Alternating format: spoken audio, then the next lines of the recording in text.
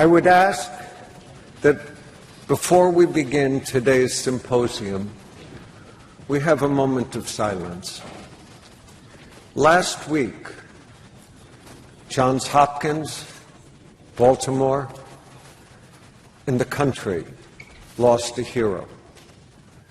Dr. Levi Watkins was an extraordinary human being, a dedicated scholar, a dedicated clinician, and a dedicated humanitarian. Levi's life, for those who did not have the honor and pleasure to know him, was the story of the civil rights movement in the United States. He grew up in Ralph Abernathy's church. He drove the Sunday school van for Martin Luther King Jr.'s church. But Levi, on a very personal level, overcame the most extraordinary bigotry and racism that this country could offer a citizen. He was the first African American to go to Vanderbilt University, and he told a story that he had come from Tennessee State to go to Vanderbilt, and when he entered the school, his classmates harassed him, destroyed his dorm room, and persecuted him continuously. He went to the dean and said, "Please help me." He said, "The only help I can give you is to suggest you leave here." Levi chose not to leave there. He chose to graduate from Vanderbilt, and years later he returned on the board of trustees of that university, came to Hopkins, and he came to Baltimore. And not only did he organize and lead the Martin Luther King Jr. days here, but his personal commitment to every African American in this city and in this university, to every woman, to every minority, and to all people, was nothing short of extraordinary. We miss him deeply, mourn him greatly, and rejoice in the fact that he was among us for so long. It is to him that we dedicate the symposium. Let me turn it to the Provost, Robert Lieberman.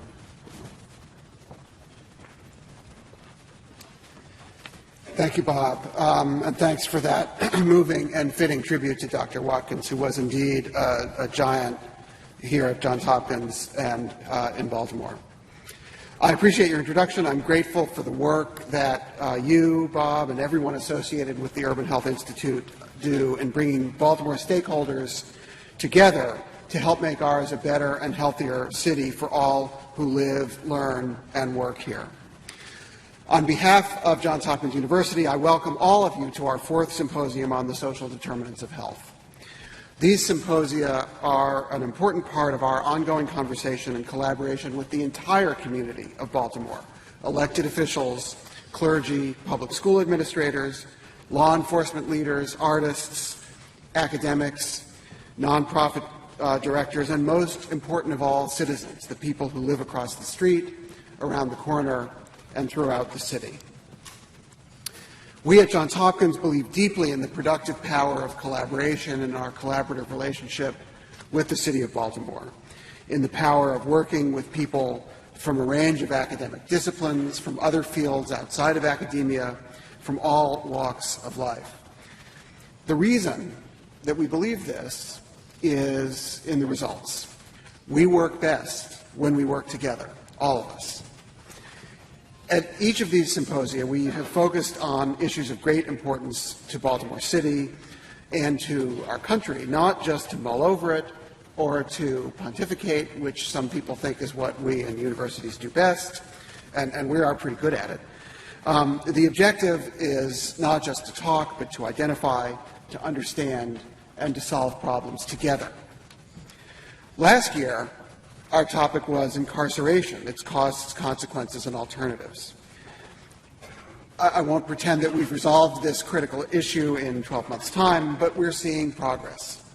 Here in Baltimore, for example, the justice system is making greater use of community service and counseling as an alternative to incarceration in cases involving narcotics and prostitution, for example. What's more, a new law recently went into effect that dramatically reduced the punishment for those found in possession of small amounts of marijuana. These are matters of policy, but we also see the impact of the work that we do in personal accounts. For example, a man named Marshall Edward Conway, working with Baltimore prosecutors, had his prison sentence of life without the possibility of parole modified to time served in the last year. Just this past March, he was released after spending 43 years and 11 months, almost 44 years behind bars. During his period of incarceration, he earned 3 college degrees, started a prison library, founded the Friend of a Friend program, a conflict resolution mentoring program that now operates in a number of Maryland prisons. Now free, Eddie is dedicated to helping ex-offenders successfully rejoin society, avoid recidivism, and lead productive lives. Following a meeting with a group of ex-offenders, he told a group of us, quote, "In that group there were people and faces that I remember that started out from the literacy program. They ended up going to college and being organizers. I can see even now, 30 or 40 years later, that these efforts have changed lives." Eddie's story, as you may have seen, has garnered a lot of media attention. He's also written a book, and I encourage you to look him up and learn more. But his story is an example of the kind of work that we can do together around the city and around the country to improve lives. Now, the subject of today's event is community-level trauma, its causes, consequences, and solutions. For the next 9 or 10 hours, people much more knowledgeable about the topic than I are going to spend time with you and with all of us delving deeply into this issue. So I'm not going to deliver a lecture on the subject. Excuse me, but I will say that findings in this area of research are quite troubling. A recent study done by colleagues in the School of Public Health right here at Johns Hopkins found that more than half of the adolescents who participated in their study never felt totally safe, not at home, not at school, not in their neighborhoods. More than half of our young people report never feeling safe in the very places where they should feel the safest. That's obviously heartbreaking and of great concern to us, but what is the impact on them? What is the impact on our communities here in Baltimore City and in other cities around the country? That's the question. Those are the questions that we really care about and need to understand.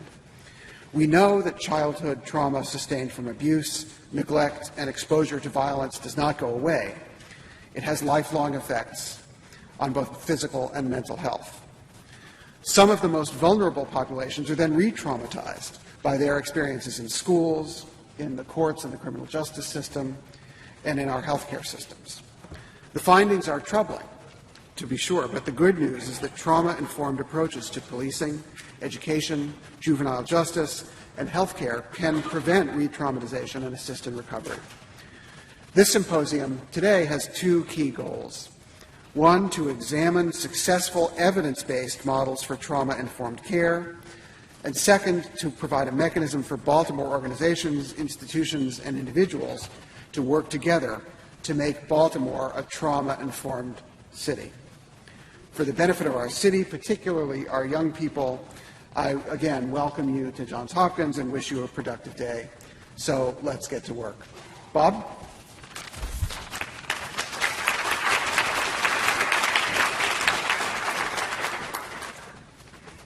Thank you very much, Provost. Let me just say a quick word about the symposium and how we organized it.